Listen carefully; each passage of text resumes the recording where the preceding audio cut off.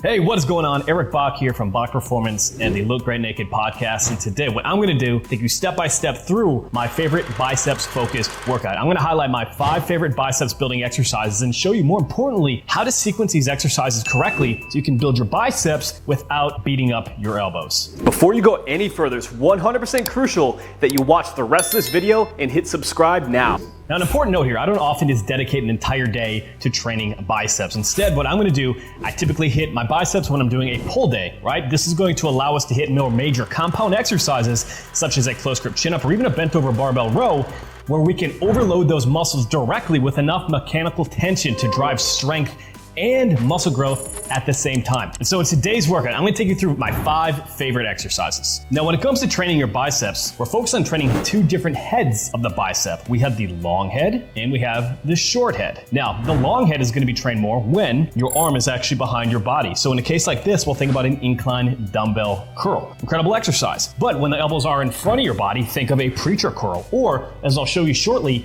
a close grip chin up. Then we are training the short head. And so what we wanna focus on is making sure that we are getting ample stimulation to both aspects of biceps development in order to maximize overall muscle growth so you build the biggest arms possible. Now, when I want to emphasize arms, I do things a little bit differently than I do for different muscle groups, particularly because of your elbows. Your elbows tend to run into a lot of issues. If you've ever battled tendonitis, had any discomfort in your elbows, you know that it can be debilitating. So what I like to do before jumping into a heavy compound exercise, as I normally would, I'm actually going to focus on doing an alternating dumbbell biceps curl. And the primary goal here is not fatigue. It's not a massive pump. It's to get some blood flow coming directly into those tissues, make sure that your elbows are fully warmed up before we jump into the meat and potatoes of the workout itself. The first exercise we're going to do is an alternating dumbbell biceps curl. Notice I'm taking 3 to 4 seconds on control on the eccentric on each one of these reps and really focusing on flexing that biceps as hard as possible. We want to be able to mentally engage in any muscle that we're really trying to isolate in order to maximize that muscle growth. People used to think that, it was bro science talking about the mind-muscle connection, and studies have actually realized or showed us that there is a definitive muscle building benefit to being able to mentally connect directly into the muscle that you're trying to train. So alternating dumbbell bicep curl,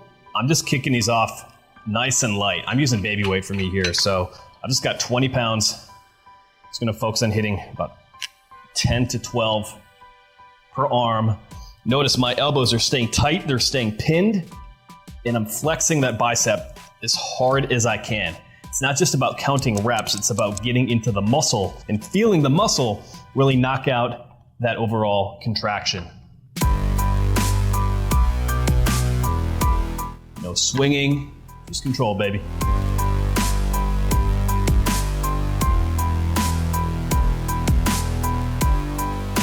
So we're just hitting 3 gradual warm-up sets here. I'm just gonna go 20 pounds, 25, 30, just enough to get a little bit of a bicep pump, but not so much that there's excessive fatigue where it's gonna compromise my ability to do the close grip chin up, which will be our second exercise today. So if I just had to choose one exercise that people would get really, really strong at and they wanted to build an overall great looking body and bigger arms, it would be a close grip chin up. The reason is you're lifting a lot of weight with very minimal equipment. A lot of people look for all these different biceps curl variations and all these crazy supersets and all this fun shit, which is fun, but reality is most people are just weak. Like, they don't have a big enough foundation of strength to really maximize a ton of isolation work. So getting really strong on things like a chin up, bent over row, any of these compound exercises is gonna be the biggest bang for your buck and make all that isolation work that much better. Now, as you can see here, we're gonna go with a close grip chin up. With the arms directly in front of your body, you're gonna put a ton more stress directly on your biceps. Pull-ups, chin-ups, all variations are great, but if we really wanna maximize our focus directly on your biceps, we want to go with that narrow grip. Now, whenever you're doing a chin up, you're gonna be lifting about 97% of your body weight when you're doing this exercise. So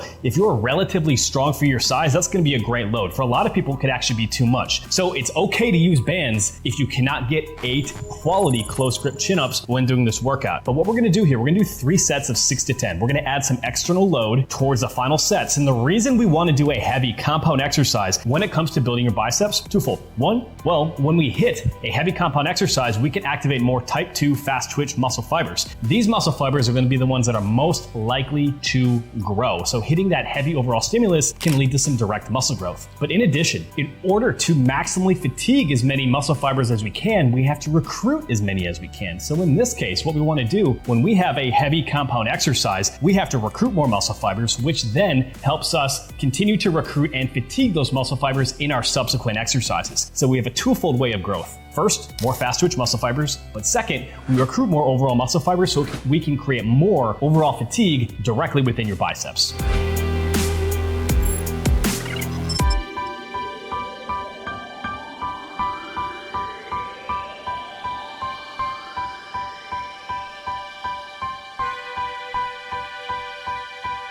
Here we go, last set. Got 50 pounds of external weight, anywhere from 6 to 10 reps, I'm happy. 6 is probably most realistic, but that's why we train, so we can get more.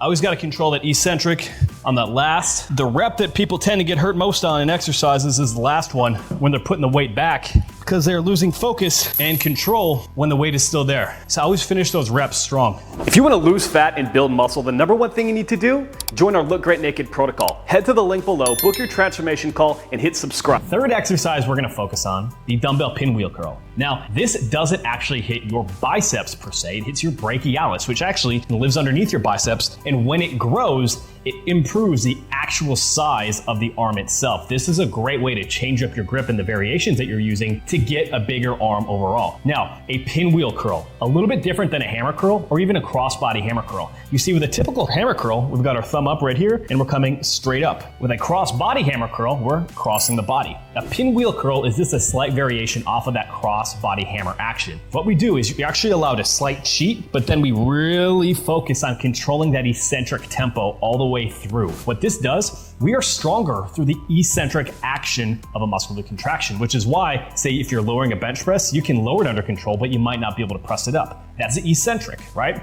And so what we want to do, when we actually focus more on that eccentric, we can go a little bit heavier and even create a longer time under tension with a heavier load. So while we're not focused on being just pristine with our form the entire way as you are with other exercises, when you add a slight cheat, but then overemphasize that eccentric, we can again recruit more fast twitch muscle fibers. Those type 2 muscle fibers are going to be more likely to grow, drive up strength, and drive up overall arm development. Again, this is going to hit the brachialis, but it's actually also going to hit your forearms as well and provide some additional growth for you there. All right, dumbbell pinwheel curl. Again, this is kind of a cheat hammer curl. And now control the eccentric. Little cheat up, control, eccentric.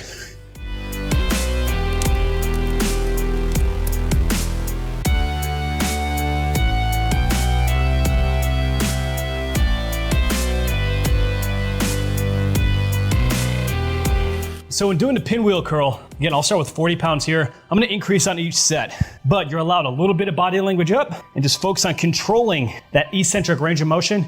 Incredible arm building exercise. So bar none, my favorite biceps building exercise of all time is an incline dumbbell bicep curl. This is an incredible exercise for building that biceps peak and for hitting that long head of the biceps directly. You see, when you're doing that incline dumbbell curl, I like to set an angle at about 45 degrees here. Keep your head pinned to the back, and we have that elbow sitting behind your torso. This creates an incredible stretch directly on your biceps. And when we have a big stretch following a contraction, that is how, one, we can actually improve flexibility a little bit, but we can create an insane pump. That's the same reason you get a deep soreness in an exercise like a Bulgarian split squat or a Romanian deadlift. When we combine tension plus a big range of motion, ouch. But that can be a good thing for building muscle. So on the incline dumbbell bicep curl, it's important to focus not on breaking records here. I like to keep this a little bit lighter. A lot of times I'm going to be 22 to about 30 pounds and really focusing on squeezing, getting as much of a muscular contraction as I can for each rep.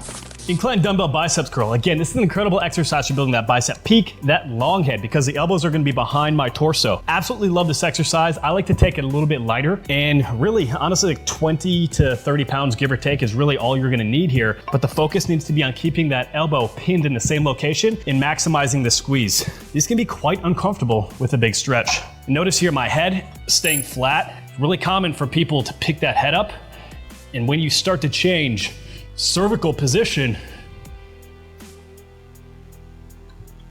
the rest of your spine tends to follow suit.